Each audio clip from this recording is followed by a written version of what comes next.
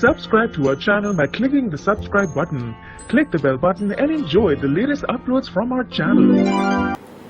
नहीं पहुंच रही खंडेराव के कानों तक अपनों की आवाज।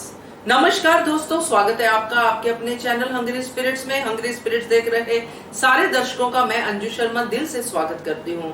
बड़े अफसोस का पल होता है दोस्तों जब हमें पता हो कि हमारा अपना गलत राह पे जा रहा है और वो हमारी आवाज भी सुन नहीं रहा है, यहाँ तक कि वो हमारी बातों को उल्टा ही लेके जा रहा है। तो ये बड़ा दुख देने वाला पल होता है। उस पल में इस समय है अहिल्या देवी और तुक्कू जी। चलिए बात करते हैं, मगर पहले वही गुजारिश, जिन्होंने अभी तक चैनल को सब्सक्राइब नहीं किया है कर लीजिए, साथ में दोस्तों बेल आइकन दबाइएगा ताकि आपको हमारे वीडियोस के नोटिफिकेशन मिलते रहे। अहिल्या को तो खंडेराव सुनाते ही रहते हैं, उसकी बातों को तो अनदेखा करते ही रहते हैं, क्योंकि आजकल उनकी ट्रेनिंग ले रहे हैं गुन्नू जी।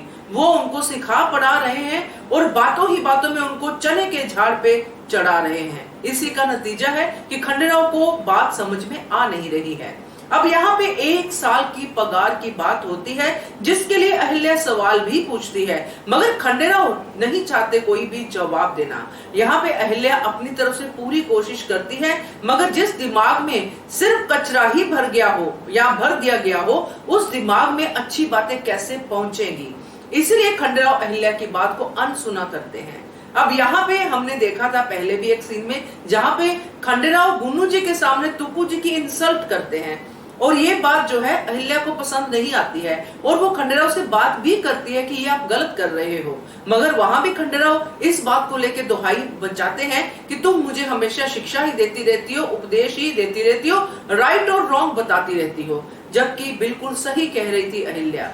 अब ये बातें तुक्कू जी के दिल में भी तो होंगी ना, उनको भी तो ये बात अच्छी नहीं लगी होगी कि वो छोटा भाई जिसको वो बचपन से सही राह पे आने की शिक्षा देते आए हैं, सही राह पे लेके आते आए हैं, वो भाई उनको इस तरह से गुन्नू जी के सामने इंसल्ट कर रहा है। मगर दोस्तों यहाँ पे तुक्कू जी की तारीफ करनी बनती है, क्योंकि अहिल्या की तरह वो भी खंडेराव के अपने हैं। इसलिए उन्होंने जब खंडेराव अपनी पगार लेके जा रहा था तब उन्होंने पीछे से आवाज लगाई, अपनी सारी ईगो को साइड में रख के, अपनी सारी इंसल्ट को साइड में रख के, उस बात को साइड में रख के खंडेराव ने मेरी बेइज्जती की थी, अब भी कर सकता है अगर मैं कुछ बोलूंगा, मगर उन्होंने अपना फर्ज निभाया कि हो सकता है मेरी आवाज कुछ तो खंडेराव के कानों तक पहुंचे कि खंडेराव जो भी करना संभल के करना। ये होता है दोस्तों बड़े भाई का फर्ज, ये होता है एक अच्छी वाइफ का फर्ज जो दोनों ने निभाया, बड़े भाई ने भी और अहिल्या देवी ने भी। मगर जिसके कानों पे पर्दा पड़ा हो